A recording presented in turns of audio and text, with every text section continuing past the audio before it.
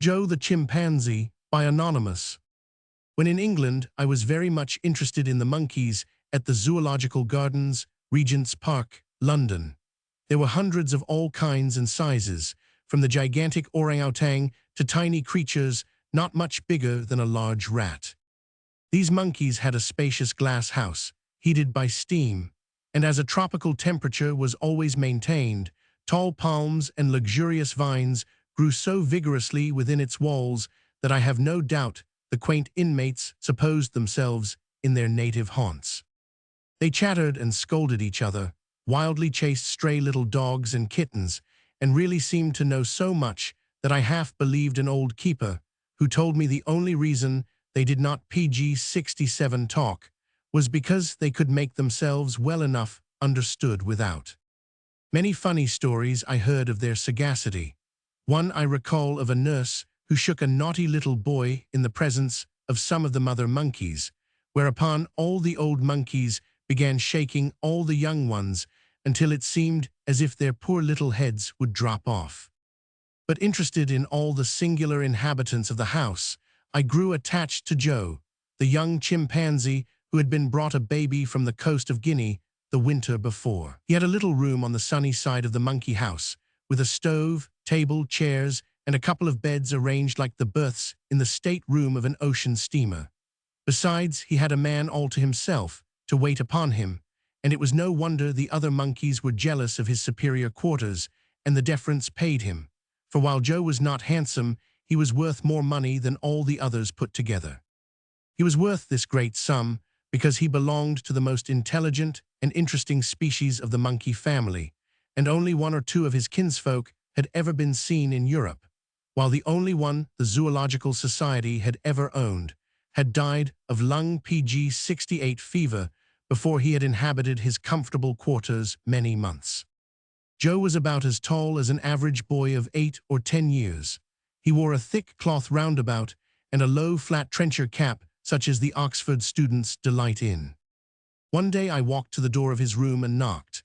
The keeper said, "Come in," and as I did so Joe walked erect over the floor to me, pulled off his cap with his left hand, and put out his right to shake mine. When I said, "It is a fine morning," he bowed briskly, but when I added, "Are you pretty well, Joe?" he shook his head and looked very sober. The keeper explained. Joe had a cold, and that made him very low-spirited. Joe was listening attentively, and when the man finished, he shivered and drew up the collar of his jacket round his hairy throat, as if to confirm the statement. I gave him an apple, which he looked at a moment, then opened the door of the oven of his stove and put it in out of sight.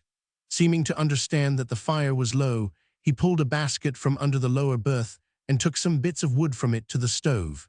Then the keeper handed him a match, PG-69, and he lighted a fire as cleverly as any Yankee boy I ever saw. "Show the lady how you read the Times, Joe," said the keeper. Joe drew up a chair, tilted it back a little, spread his legs apart, opened the sheet, turned it until he found the page he wanted, then settled himself into the exact position of the comfortable English gentleman PG-70 who supposes the Times is printed for his exclusive use. It was impossible to help laughing, and the sly twinkle in his narrow eye assured us Joe himself knew how funny it was. Quite a crowd had gathered at the open door of his room, and as he noticed it, he put his hand in his pocket, drew out the one eyeglass Englishmen so particularly affect, and put it to his eye, looking as weakly wise as Lord Dundreary himself. After a little, he grew tired of so many spectators, left his chair, and quietly shut the door in their faces. Looking about as if he would do something more for our amusement, he remembered his apple in the stove oven. Running there, he took hold of the door, but suddenly drew back, for it was hot. He laughed a little at his discomfiture, which he took in good part, stood thinking a moment, then used his pocket handkerchief as deftly as a dainty lady would to accomplish his purpose. But if the door was hot, the apple, Joe logically reasoned, must be hotter, so he ventured not to touch it before opening his knife. Wondering what he was going to do, I found him sticking the blade into the apple and bringing it out in triumph. The keeper gave him a plate, and after letting the apple cool a little he offered it to us. We PG-71 courteously declined, but the servant tasted, explaining that Joe did not like to eat anything alone. Then Joe followed, but did not like the flavor, and being asked if it was sour, he nodded. We were told that he, in common with the other monkeys, liked oranges and bananas better than any other fruits. Page 72. Yet he kept tasting a little of the apple from a spoon, while the keeper told us how the sailors who hoped to capture his mother only succeeded in bringing him off alive after they had killed her. They had hard work to keep him alive on board ship, but found a warm nook for him by the galley fire. He was in fair health when they landed, so they obtained the large price offered by the zoological gardens, but in spite of the most devoted care, he seemed to languish in his new home. "Do you love me, Joe?" the man ended his story with. Joe nodded, smiled, and put his head lovingly on the other's shoulder. As we left that day, Joe took his hat, cane, and heavy wrap and escorted us to the great door of the monkey house, shaking our hands as we bade him goodbye.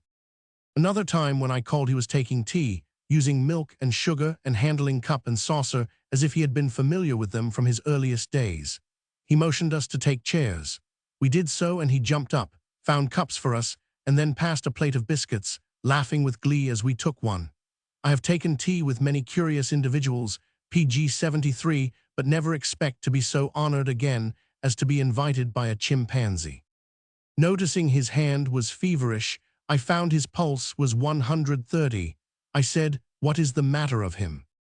"Consumption is what kills all of them," the man answered low, just as if talking before a human invalid. From that day Joe failed rapidly, and one morning under the head of great loss, the Times announced that he died at midnight. I went down at once to see the keeper, whose grief I knew would be keen. He told me how for days Joe could only be persuaded to take food by seeing him eat and hearing him praise it, how he made him sleep in his berth by his side, and when death came, held his hand through all the last struggle. The man's voice was actually choked with sobs as he said, "It don't seem right, indeed it don't, not to have a funeral for him. He ought to have had it." I never heard Joe had any funeral, but I did hear that he was stuffed and looks more like a big boy than when he was alive. Page 74.